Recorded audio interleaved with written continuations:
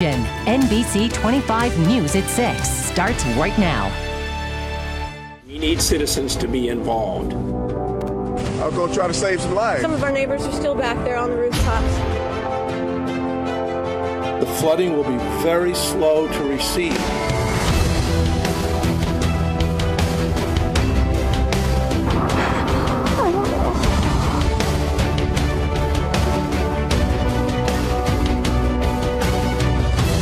Are you okay? Dad, I love you.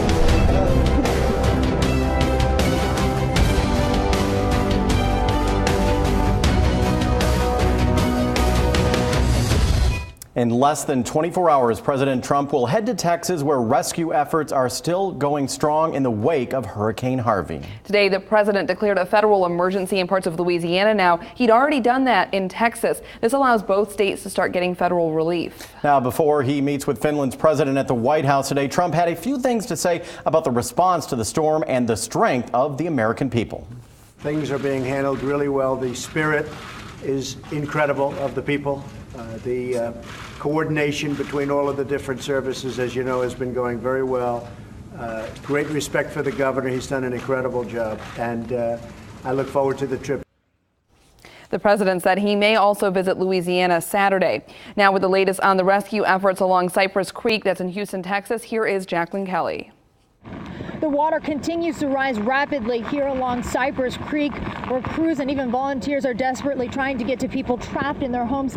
Of course, the big concern is river flooding and whether these dams will overflow. The conditions here becoming ever more dangerous as local creeks and rivers rise. Here along Cypress Creek, just north of downtown Houston, the rising water is pushing more people and their pets from their homes. Today, I would say the water is rising about 6 foot right now inside my house and totally lost. Rescue crews responding to 1,000 unanswered calls near Cypress Creek alone, forcing many like Andy Dang to wait for help. They evacuated my mother yesterday, and today's my turn, and I'm glad it's still surviving. You're just kind of in shock and kind of, you just never think it's going to happen to you. Well, everybody always says that, and it's true. Nancy White is among the many rescued from her home by volunteers. We've been to a couple houses already that were on the second story, and water was entering the second story, and so it was definitely higher than what we expected. Stephen Lott traveled through the night from Louisiana to help. He and his 3 friends cobbled together enough money to buy a boat. Meanwhile, those without boats are finding other ways to help. Wherever they need to go. That's where we've been transporting them, wherever they need to go. Boats upon boats returning full of people trying to get their loved ones and pets to higher ground, but many unsure of where they'll go next as the water continues to rise. Of course, a lot of heart-wrenching stories, but also a lot of heartwarming stories. Volunteers and people doing whatever they can to help people in need, and they say they will be out here as long as it takes. Reporting in Houston, Jacqueline Kelly. Now back to you. And back here at home, the local Coast Guard is once again stepping up to help. Yeah, the U.S. Coast Guard Saginaw River Station actually sent their first round of support Friday, and then today they're sending even more. NBC 25's Jasmine Durham spoke with them right before they took off for Texas. Answering the call, that's what the Saginaw River Station of the U.S. Coast Guard is doing. They're sending more boats and crews to the Houston area to help with the search and rescue efforts. We're getting ready to send down another 3 airboat crew members and 6 rapid deployable craft. It's an inflatable kayak, essentially, that you can use to evacuate people. Over the weekend, the Saginaw River Coast Guard sent an airboat and a crew of 3 to help with rescue efforts. Contacted them this morning. They are doing urban search and rescue, which means that they're taking the airboat and going building to building, house to house, and looking for people. And once they locate them, they're evacuating them to safe ground. But as things have continued to intensify, more help is needed. Along with 3 more crews, the additional 6 boats deployed are inflatable ice rescue boats, making rescues a little easier because the boats are light enough to handle shallow water. Chief Michael Beatty says it's hard to put his thoughts into words, but he's glad his team can help. It's tragic, but we as the Coast Guard are doing everything we can to help the regional responders, fire department, police, and Coast Guard people impacted by Hurricane Harvey. We're bringing as much as we can to aid them and still maintain a response here if called upon. Chief Beatty says they'll continue to track what's happening in Houston and they'll send more relief if necessary. Reporting from the Saginaw River Station of the U.S. Coast Guard, Jasmine Durham, NBC 25 News. Thank you, Jasmine. Well, coming up tonight on NBC Nightly News, Lester Holt leads tonight's broadcast from Houston with an up-close look at the high water rescue team as they attempt to get residents onto safe ground. That all continuing coverage coming up next on Nightly. This brings us to our question of the day. Should a mandatory evacuation have been ordered for Houston? Head to our website, NBC25news.com, or our NBC25 Facebook page to weigh in. We are on a temperature roller coaster here this week, and don't put that umbrella away just yet. You're taking a live look right now at Bay City, where it looks like the skies are clearing up. Chief Meteorologist Jamie Cagle has your first look at our storm ready forecast. Jamie? Well, we do have a little break in the cloud cover coming our way, but we're going to see most of the heavier rainfall pushing east to I-75 for the remainder of the evening hours. We'll take a look right now at your satellite and radar, and you'll see how these heavier showers, some downpours, even a few rumbles of thunder, primarily east to I-75, favoring the Thumb region for these evening hours. This is going to be just to the east of Flint right now in Genesee County, pushing north through Lapeer, Huron, and Sanilac County. The numbers pretty steady right now in the mid and upper 60s. And the dew points, certainly nothing terrible out there, but we have felt much drier air earlier this weekend. And now that is going to be, we're going to see the climbing in the humidity for the next couple of days. Again, very steady temperatures. We'll have some breaks in the clouds, but we'll see some passing showers as well. And we're likely to wake up with some low clouds or fog for tomorrow morning. We'll talk about rain chances tomorrow. We'll take a look at the rest of the work week and the upcoming weekend in your Storm Ready weather forecast. The Flint Police Department needs your help looking for a larceny suspect. Police say the guy you see right here on your screen is wanted for questioning about several thefts that took place in the 800 block of Lyon Street in Flint since May. Now, if you have any information about this guy or where he may be located, you are asked to call the Flint Police Department or Crime Stoppers. A 26-year-old woman has died after she was in a Jeep that went off the road, hitting several trees. This happened in Imlay Township Saturday morning at Ryder Road between Bowman and Bristol. The Lapeer County Sheriff's Department says Monica Rodriguez of Imlay City was actually rushed right to the hospital, but then later died from her injuries. The crash remains under investigation tonight, pending toxicology results. Developing news on the hit and run that killed two 13-year-old girls in Flint over the weekend. Flint police say the driver of the vehicle turned himself in hours after the incident happened. The girls were hit while crossing the street around 12:30 in the morning after a Sweet 16 party. The vehicle had been recovered, but the driver was not immediately found. Now, the names of the girls and the person police have in custody have not yet been released, and no charges have been issued at this time. I guess Mr. Early should be treated maybe separately and differently and better. No, just fairly. Just fairly. Emotions running high and a lot of finger pointing today in a Flint courtroom as the criminal cases against public officials in the Flint water crisis continue. Today, a group of attorneys representing former Flint emergency managers Darnell Early and Gerald Ambrose and former city workers Howard Croft and Daughtry Johnson were all before a judge for a hearing. Several of those attorneys said Todd Flood, the special prosecutor on the case, is not providing documents in a searchable format, and there are more than 1 million pages they have to sift through. And if we don't have the same documents, or we can't pull the same documents the way the government does, then we're at a disadvantage. It's silly. It's a Jedi trick. Let's look over here. Maybe problematic. The judge told both parties to work together to ensure all the defense attorneys in the case have the documents they've requested in the right format. The judge then scheduled the preliminary hearing for December 5th. Well, it is back to school time and time to set those alarms again. No one likes this, but coming up on NBC 25 News at 6 next, when is a good time for teenagers to roll out of bed? They may say never, but we talk to the experts about that perfect time. That's next. Showers, even some heavy showers still moving through parts of mid-Michigan. We'll take a look at Storm Ready Doppler radar as well as your Storm Ready weather forecast in just a minute. Flint Bay region, NBC 25 News at 6 starts right now. It's epic what happened, but you know what? It happened in Texas, and Texas can handle anything. President Trump hoisting the Texas flag in front of hundreds of cheering onlookers while praising The people that have been doing the Harvey rescue and recovery efforts, this shortly after he touched down in Corpus Christi. Now, the president was accompanied by First Lady Melania Trump and various cabinet officials to a briefing with Texas political leaders and the FEMA director. Texas Governor Greg Abbott praised the federal government's assistance, and Mr. Trump pledged that he would deal with the crisis better than ever before. Now, the president said years from now, people would look back on the Harvey response as the way to do it. Outside a local firehouse after the briefing, the president stood between two fire trucks to address cheering onlookers. The president left immediately for Austin to tour the Texas Emergency Operations Center. He is avoiding the Houston area because of the historic flooding. While in Corpus Christi, the president did not tour any damage. And the heavy rains from Tropical Storm Harvey are now reaching Louisiana. Officials say that a levee protecting a subdivision of a home in homes in a county in south of Houston have been fortified after being breached, but warns the threat is far from over. Meanwhile, shelters are bursting at the seams. The largest shelter in Houston is beyond capacity at 9,000 and counting.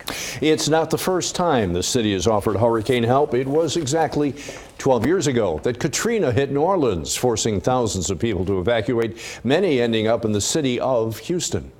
Locally, the Dow Chemical Company has announced they will donate $1 million to support immediate relief efforts in response to the widespread devastation caused by Hurricane Harvey. Texas is home to approximately 12,000 Dow employees and contractors. Dow says they've safely accounted for each of its employees. However, many are still impacted personally by the storm.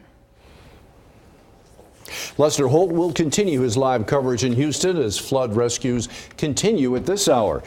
Plus, it's not just the people. See the number of pets and displaced animals from Harvey. It's coming up on NBC Nightly News. Turning to our weather closer to home, a roller coaster here in mid-Michigan. You're taking a live look right now at our Bay City Skynet cam, and kind of, dreary out there. Yeah, a little dreary. You can just check in now with Chief Meteorologist Jamie Cagle. Hey, Jamie.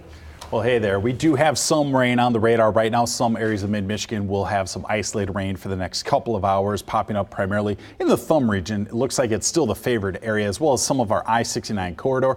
There's a look right now. You can see the greatest concentration is south of I-96, and it is closer to the western Detroit area right now. We do have a little bit of isolated rain popping up right along the shoreline of Saginaw Bay and the Thumb. Tuscola County, Huron County, getting into Saginaw County, and even along I-69, seeing some of that rain popping up. There is a dense fog advisory west of I-75. Widespread fog is expected for tomorrow. The temperatures right around 70 degrees for most of us right now, and we'll just see those numbers dropping off. Still the isolated rain continuing for the next couple of hours with decreasing clouds overnight, but that leads to that fog tomorrow morning. We'll take a look at what's going to happen on our Wednesday as well as the rest of the week in your Storm Ready weather forecast. Jamie, thank you. An update now on a deadly hit and run in Flint over the weekend. Police say Ashrenita Clemens and Tatiana Albry Brown were the 13-year-old girls who were killed in the crash on Saturday morning on North Saginaw Street. The driver turned himself in shortly after the incident. Police are not releasing his name, though, at this time. The man believed to be behind the wheel when a nun was hit and killed in Gratiot County went before the judge for the first time today. Justin Fell faces 4 felonies and 1 misdemeanor charge for leaving the scene of an accident causing death and evidence tampering. The 33-year-old was arrested yesterday for hitting 64-year-old Sister Joseph Marie Roosman on August 17th. The Catholic nun was riding her bike across Michigan Avenue when she was hit. She later died at the hospital. Fell will be back in court September 5th. The push by Flint Mayor Karen Weaver to end the recall against her was back in a Genesee County courtroom today. Arthur Woodson, who started the recall, and Genesee County Clerk John Gleason took the stand. One woman who signed the recall testified Flint police called her 3 times requesting her to be in court today. Judge Jeffrey Nethercutt said he doesn't understand why the Flint police are involved in this case and that it may affect its credibility. Flint's police chief says he will review court testimony in the morning. A decision could come as early as next Tuesday. We first told you about this on Sunday night. Today, crews were back out cleaning up the vandalized UAW sit-down strike memorial. There were about 20 people there helping to get the paint off and fix the broken lights and windows. This memorial sits at the UAW Region 1D. That's on Atherton Road in Flint. The windows are actually from the former GM Fisher Body plant where the sit-down strike happened. I consider this our sacred ground. This is 80 years ago this year is when these brave men and women took on the biggest corporation in America in the world over working conditions and dignity in the workplace. So we stand on their shoulders, and makes me proud today. Flint police are still looking for the people who did this, so if you know anything, you're urged to contact Flint police. Well, months after a shooting at Sand Hill Park in Saginaw Township, the township manager has decided not to put the hoops back up. And this decision comes after several complaints surrounding the basketball court. NBC 25's Jasmine Durham went to the park to see what neighbors had to say about this. Jasmine?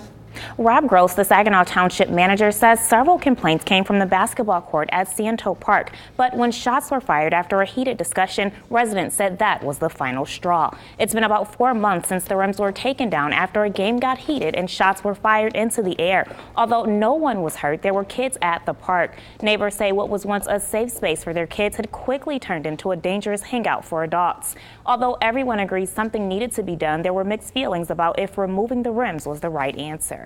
Well, I think it's not fair to our neighborhood children, but like I said, I don't know what the answer is. I think it's a great idea just due to the riffraff, so to speak, that came with it. You want your kids safe as they go down there, and it's just not a safe situation. Tonight at 10 on Fox 66, you'll hear more from those neighbors, and we'll also tell you what the township manager says he plans to do with the space. In the studio, Jasmine Durham, NBC 25 News. Well, Matthew Stafford and the Detroit Lions have agreed on a new contract. Yeah, the contract includes a $135 million 5-year extension. This makes the 29-year-old the highest paid player in the NFL. Stafford was entering the last season of his $53 million 3-year contract. And we want to know, do you think the Detroit Lions quarterback, Matthew Stafford, is worth $135 million? All you have to do is head to our website, NBC25news.com, to answer. State test results released today show that scores worsened in reading and science and improved in math and social studies. Fewer than half of all Michigan students were proficient on the latest and possibly final round of the M-STEP state standardized assessment test. Schools with extremely low M-STEP results could ultimately face intervention from Michigan's turnaround office. For a breakdown of the results, head to NBC25news.com. In parts of Genesee County, people will soon start seeing 2 different police agencies responding to calls. That's because Gaines Township is looking at merging with the new Metro Police Authority. Now, to test the waters, officers with both departments are being cross-sworn. That's allowing the 2 agencies to better work together and see if this will be a good fit. I just don't want people to run off and think that this is happening overnight. I don't want people to think that this is a negative thing. It's like anything. Give it a chance. Try something new. Nothing is set in stone yet. That partnership will continue for about 18 months before any final decisions are made. For news updates at your fingertips, download the NBC 25 News app. Stay connected while you're on the go. Well, tonight we continue our Before the Bell series. Coming up on NBC 25 News at 6 next, preparing kids for a tech-savvy world. NBC 25's Kristen Aguirre talks to teachers about how they're getting their students ready. Plus, one local organization making sure after-school programs have the supplies they need this school year. That's coming up next. Oh, there's some isolated rain out there for this evening. We are going to be dealing with some fog tomorrow. We'll take a look at the rest of your work week and the upcoming weekend in your Storm Ready weather forecast. You're watching NBC 25 News at 6 with Dave Fondy and Chief Meteorologist Jamie Cagle.